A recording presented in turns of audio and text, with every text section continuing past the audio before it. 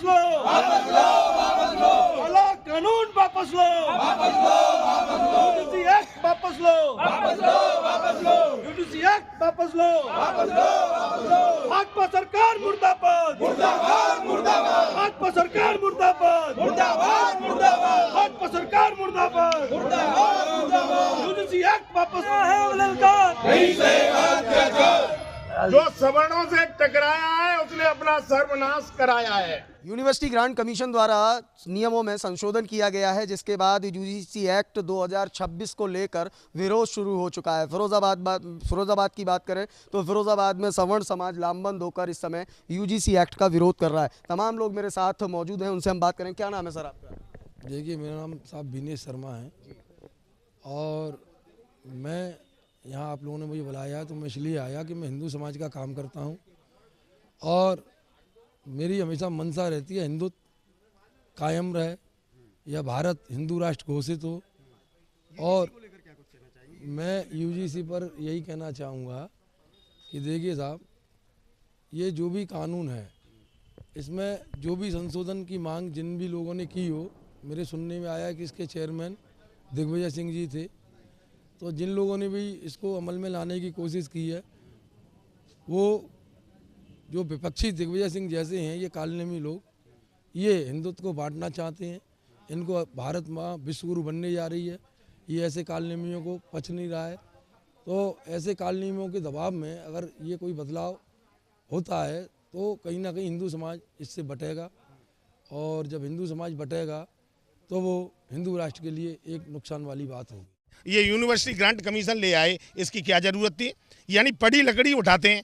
इनके 370 धारा और मंदिर मुद्दा वास्तव में खत्म हो गए। उसके बाद ये एक नया मुद्दा ले आए। इन्हें सत्ता में रहना है, इनके साथ मोदी जी के साथ। यूजीसी एक्ट में दिक्कत क्या है? दिक्कत बहुत बड़ी है। यूजीसी एक्ट में दिक्कत सबसे बड़ी है, ये ब्लैकमेल करने के लिए न तो कि इन्होंने किसी सबड़ को अपने उसमें कमेटी में रखा। उसके बाद दलित लड़के ने अगर आरोप लगा दिया दलित एक्ट की तरह कि इसने हमारे साथ गलत व्यवहार किया है, दलित लड़के और सवर्ण लड़कियों के साथ खिलवाड़ करेंगे, इनकी औकात है? यानी वो उन पर एक्ट लगाएंगे। क्यों लगाएंगे भाई? सवर्ण वर्ग के लोग कौन सी दलित लड़कियों को छेड़ रहे हैं, कितने % छोड़ रहे हैं, और इन्होंने ये मन बना लिया कि हम सवर्ण लड़कियों के साथ खिलवाड़ करेंगे। यानी वो कह देगी कि हमारे साथ खिलवाड़ किया तो एक्ट में लगा के उसका जीवन बर्बाद करेंगे। होना क्या चाहिए? होना ये चाहिए, इसको बिल्कुल खत्म करना चाहिए। और तमाम अंधे कानून बना दिए। 81वां 82वां संविधान आप मुझे संशोधन किया था, ये सवर्णों के घोर विरोध में था। तमाम अब 40% अंक वाला वो डॉक्टर बनेगा, वो क्या कैंची और उस तरह छोड़ेगा क्या नहीं उसमें ऑपरेशन का?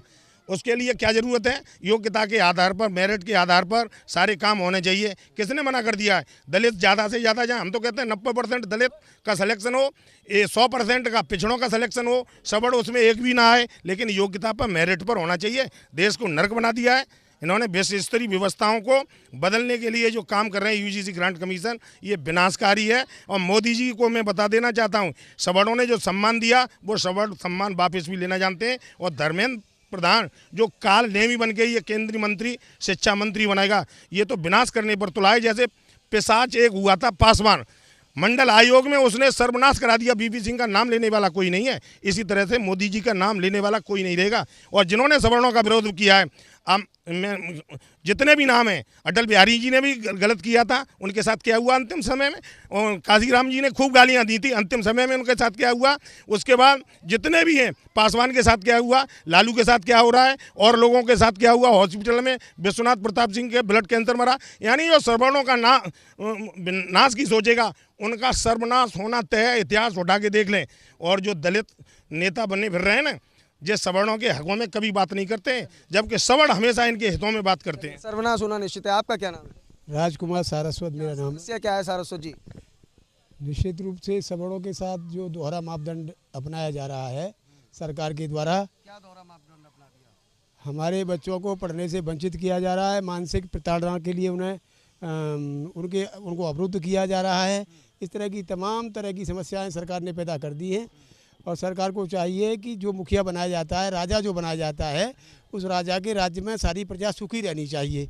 परंतु आधी प्रजा दुखी है, आधी प्रजा सुखी होने जा रही है।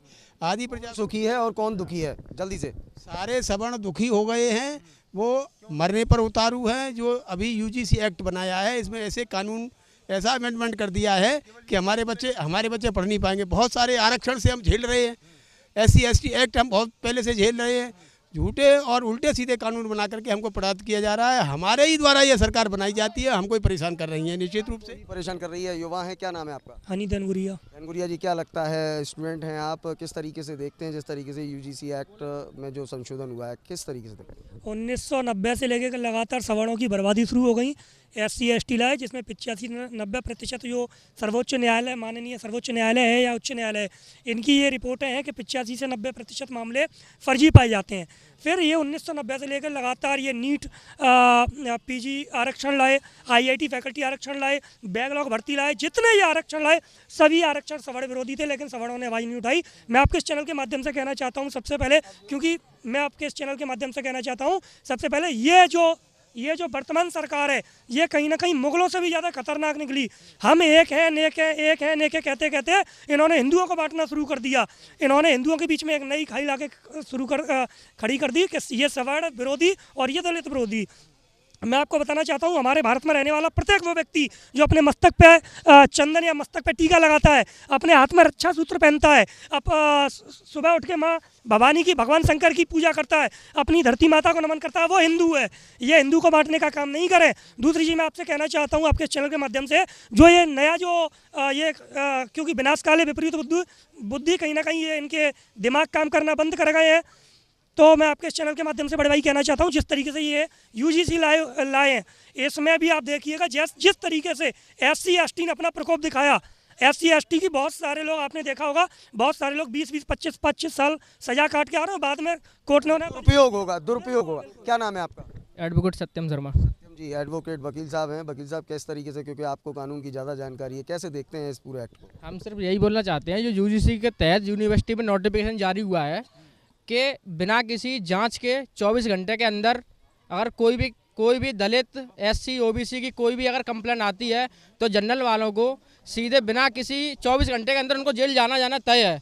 अगर यूनिवर्सिटी कार्रवाई नहीं करती है तो उनके जो बैठे हुए हैं, प्रिंसिपल बैठे हुए हैं, यूनिवर्सिटी की मान्यता तक रद्द की जाएगी। इतना बड़ा UGC का एक्ट आ गया है, तो सीधे हम सरकार को ये बोलना चाहते हैं, अगर या तो कानून वापस लिया जाए या इसमें कोई संशोधन किया जाए या वापस लिया जाए। हाँ, क्योंकि 24 घंटे के अंदर अगर कार्रवाई कर रहे हो, इससे अच्छा सीधे जो जनरल कास्ट के लोग हैं उनमें जो नए बच्चे पैदा हो रहे हैं उनमें इंजेक्शन लगा दो। यह एक पीड़ा है। जी जल्दी। और एक चीज़ और बोलना चाहूँगा, अगर यूनिवर्सिटी के अंदर जनरल वालों से कोई पंडिता कहता है, कोई ठकुरा कहता है या कोई बनेटा कहता है, तो उसके लिए क्या प्रावधान है? सीधा उसके लिए भी तो कोई ना कोई प्रावधान हो, तब तो कुछ आगे किया जाए।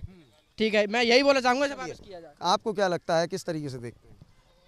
मैं एक छात्र नेता होने के नाते आपको बता दूं, इंस्टीट्यूशनों में पहले से ये नियम लागू थे, लेकिन ये जो रोहित वेमुला एक्ट के नाम पर जो प्रावधान किए गए हैं कि साहब शिकायतकर्ता अगर झूठा पाया जाता तो उस पर कोई केस नहीं होगा, उसको चाय और समोसा पिला के नमस्ते हो जाएगी, या पहले जांच होती थी उसके बाद कार्यवाही होती थी, लेकिन अब जांच तो बाद में होगी, पहले उसकी गिरफ्तारी होगी। मतलब इनहेंस ये है कि स्टूडेंट का जो कैरियर है वो पहले ही फ्लॉप हो गया जेल में जाने के बाद। और जो कमेटी बनाई जाती थी इंस्टीट्यूशनों में, उसमें सवर्ण प्रोफेसर रखे जाते थे, लेकिन अब उसमें क्या केवल BC और SC प्रोफेसर रहेंगे जो जांच कमेटी रहेगी। और ये जो एक्ट है ना, वो स्टूडेंट पे ही लागू नहीं होगा, वो टीचर्स पे भी लागू होगा। और इसका परिणाम भी देखने को मिलेगा। 2 दिन पहले हंसराज कॉलेज दिल्ली में एक BC वर्ग के लड़के ने लड़की को, जनरल कास्ट की लड़की को प्रपोज किया, उसने मना कर दिया, तुरंत उस पर एक्ट लग गया, उस पर मुकदमा हो गया।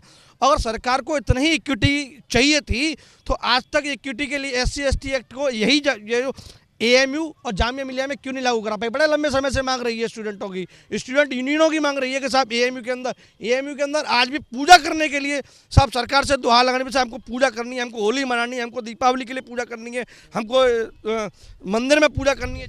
आपका क्या नाम है? संजीव उपाध्याय नाम है मेरा, प्रदेश अध्यक्ष भारतीय सवर्ण महासभा। हमारा विरोध इसलिए है UGC का, क्योंकि जो यूनिवर्सिटियों में जो समिति बनी है उसमें BC और SC के लोगों को रखा गया, सवर्ण उसमें कोई नहीं रखा गया। उसके बाद एक भेदभाव दूसरा ये है कि बिना जांच किए हमारे बच्चों पर वो 3 साल के लिए सजा या तुरंत बर्खास्त कर दिए जाएंगे। ये नियम बहुत गलत है। हम ये कहना चाहते हैं, ब्राह्मणों के और ठाकुरों के खिलाफ अलीगढ़ यूनिवर्सिटियों में नारे लगाए जाते हैं कि ब्राह्मण भारत छोड़ो और ब्राह्मण तुम्हारी कब्र खुदेगी, इसके खिलाफ खिलाफ भी तो कानून होना चाहिए, और जो झूठा केस लगाए उनके खिलाफ भी तो कानून होना चाहिए। इस तरीके से तो जो बच्चे लाखों रुपए हम खर्च करते हैं, पढ़ने जाते हैं, वे बच्चे पढ़ाई में तो ध्यान दे नहीं पाएंगे, और किसी ने झूठा मुकदमा लगा दिया तो उनका भविष्य चौपट हो जाएगा। ये केंद्र सरकार को क्या सूझी है? जो सबड़ 95% वोट देता है भाजपा को, उसी के खिलाफ ये कानून बनाया गया है। इसकी हम घोर निंदा करते हैं। अभी हम यहाँ जिलाधिकारी महोदय को ज्ञापन दे रहे हैं, इसके बाद दिल्ली तक जो भी आंदोलन करने पड़ेंगे। आपने पुतला दहन किया और ज्ञापन भी दिया, चाहते क्या है ओवरऑल?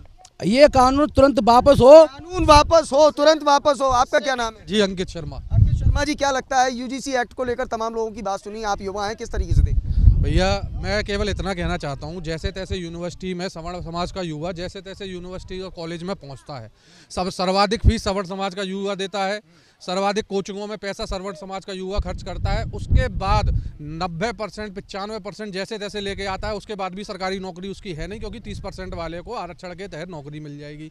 उसके बाद भी वो अपनी प्राइवेट नौकरी बिजनेस के लिए, जो अपनी उच्च शिक्षा के लिए कॉलेज यूनिवर्सिटी जा रहा है, आपने ऐसा कानून लागू कर दिया कि अब बच्चे कॉलेज यूनिवर्सिटी में दाखिला लेने से डरेंगे।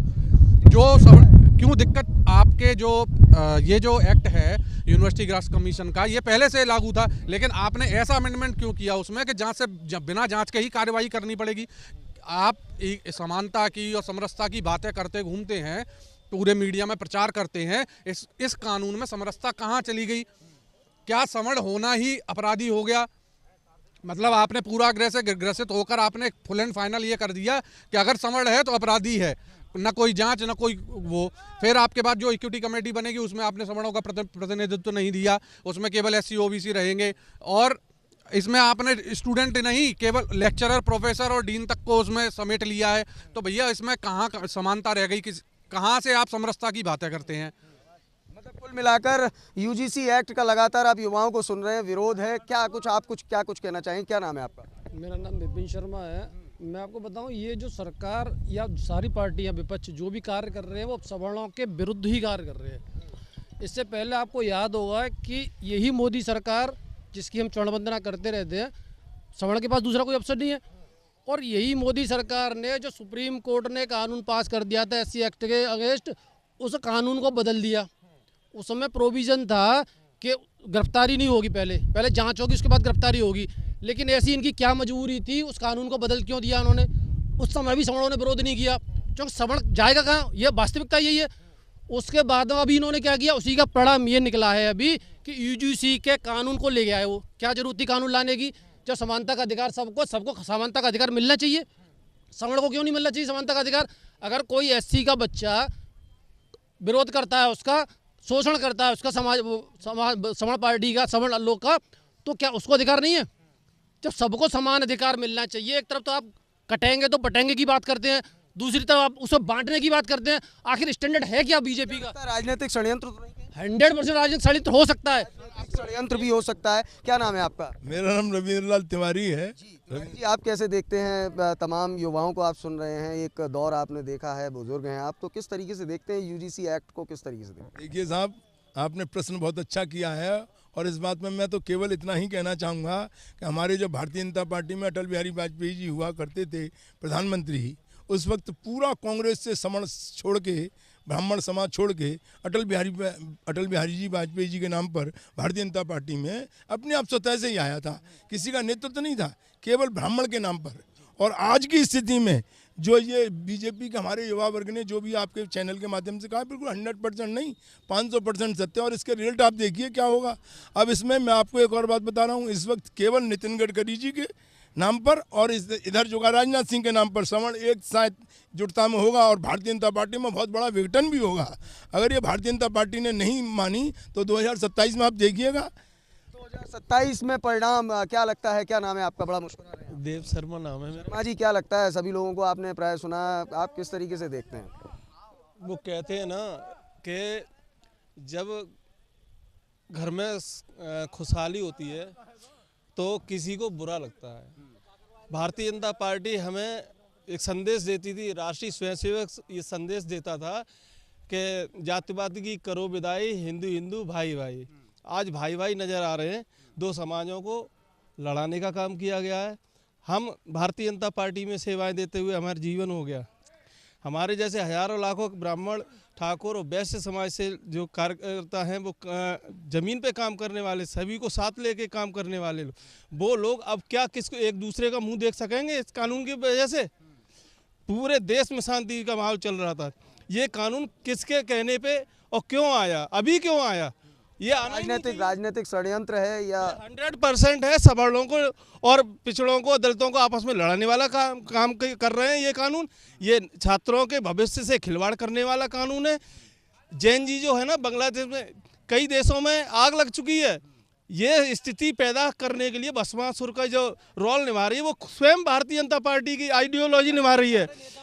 ये गलती सारी बीजेपी के नेताओं की इसीलिए है कि 2018 में जब SC/ST के कानून लाए थे, तब क्यों विरोध नहीं किया गया था बीजेपी सरकार का? और आज उसी का परिणाम ये है कि वो ताकतवर बन गया, वो महिषासुर बन गया एकदम, अब सबको खाएगा वो। ये तरीका अपना के रखा है। अगर उसी समय विरोध किया जाता, उनको लगता कि समर्थ एग्रेसिव है, उसका विरोध करेगा, तो आज ये कानून लागू नहीं होता। विरोध न करने का खामियाजा इस समय सारे नेता, बीजेपी के नेता भाग क्यों रहे हैं उनसे? उनका जवाब क्यों नहीं दे रहे हैं? सवर्णों का नेता को जवाब देना चाहिए कि नहीं देना चाहिए? अभी एक नित्यानंद राय से जब वो पूछ रहा पत्रकार, तो वो क्या कर रहे हैं? UGC के बारे में बताइए, हर हर महादेव, ये जवाब है आपका? आप मुंह क्यों छुपा रहे हैं उससे? मखौल उड़ाया जा रहा है। मैं आपको ये माध्यम से एक बात कहना चाहता हूँ, जो भारतीय जनता पार्टी के जितने भी नेता हैं, कार्यकर्ता हैं, मैं अभी ये बात कह रहा हूँ, यदि ये टकराव वाली स्थिति रही तो देश आने वाले समय में देश दंगे की आग में भड़केगा। कई लाखों लोगों की जान खतरे में है। लोगों की जान खतरे में है। क्या नाम है? जल्दी से। मेरा नाम हर्षित शर्मा पारुल है, महानगर उपाध्यक्ष, जिला ब्राह्मण महासभा। जी, ब्राह्मण महासभा के उपाध्यक्ष हैं। क्या लगता है, युवा हैं, किस तरीके से देखते हैं? ये कानून जो मोदी जी के द्वारा लाया गया है, ये एक देखा जाए तो ये कसाब को बैठ, जैसे कसाब था उसको बैठ के खाना खिलाया गया, उसकी तब जांच हुई पूरी। और सवर्णों के लिए तो ऐसा किया जा रहा है, सवर्ण समाज के लिए, कि उसकी ना तो कोई जांच होगी, वो आतंकवादी से भी बेहतर बना दिया गया है सवर्ण समाज को लेके। आपने अभी कुछ दिन आपने पहले देखो, एक बात और बताना चाहता हूँ आपके चैनल के माध्यम से। वैसे मोदी जी कहते हैं एक रहोगे तो सेफ रहोगे, बटोगे तो कटोगे, ठीक है? ये कहाँ रहा एक रहोगे सेफ रहोगे? ऐसा कुछ नहीं है। मतलब बांट दिया जा रहा है, बांटने का काम किया। आपने देखा होगा अभी शंकराचार्य जी का कितना बड़ा अपमान किया गया है, इसको UGC की बात चल रही है। हाँ, जल्दी को एक बात बता दूं कि इक्विटी के नाम पे जो बिल लाया गया है, आज देखिए सवर्ण का युवा रोजगार, पढ़ा लिखा है लेकिन रोजगार नहीं, सड़कों पे भटक रहा है। और एक तरफ से ये UGC का एक्ट और इससे शिक्षा से भी वंचित रह जाए। आप भविष्य देखिएगा, ज़्यादा लंबा समय नहीं होगा, युवा सड़कों पर उतरेगा। स्थिति ऐसी होनी है जो बांग्लादेश में न सत्ता के नेता मिलेंगे, क्योंकि विपक्ष के नेता भी बोलने पे से राजी नहीं है सवर्णों के लिए, तो न विपक्ष के नेता, ये सब हेलीकॉप्टर से बाहर मिलेंगे। और मोदी जी विश्वगुरु बनाने की बात करते हैं और देश के जो ब्रेन पावर है उसको देश में रोकने की बात करते हैं। ये जो काम इन्होंने किए हैं, वो उससे लगता है कि ब्रेन पावर देश में रुकेगा। जितना भी सवर्ण समाज का उच्च शिक्षित युवा है, वो धीरे धीरे करके देश क्यों छोड़ के जा रहा है? आप आंकड़े उठा के देखिए, सरकार के आंकड़े हैं कि पिछले जब से भाजपा की सरकार आई है तब से कितना उच्च शिक्षित सवर्ण युवा देश छोड़ के जा चुका है। आप बात करते हैं गूगल के CEO की, ये CEO की और उसके CEO की कि हमारे देश के हैं फलाने, वो क्यों चले गए यहाँ से? क्योंकि आपने आरक्षण के नाम पर और इस तरीके के कानूनों के नाम पर उनके प्रगति के, उनके तरक्की के, उनके उच्च शिक्षा के रास्ते बंद कर दिए। तो देखिए, ये युवा की बात है और युवाओं की बात है। और फिरोजाबाद की अगर बात करें तो फिरोजाबाद में UGC को लेकर सवर्ण समाज के अंदर आक्रोश है। लगातार ज्ञापन और पुतला दहन करने का दौर जारी है। रामलीला मैदान में इस वक्त मैं मौजूद था, जहां मैंने सवर्ण समाज के तमाम गणमान्यों से, युवाओं से बात की और जाना कि आखिरकार ये UGC एक्ट क्या है, क्या इसके इम्पैक्ट हैं और 2027 के चुनाव में UGC एक्ट की क्या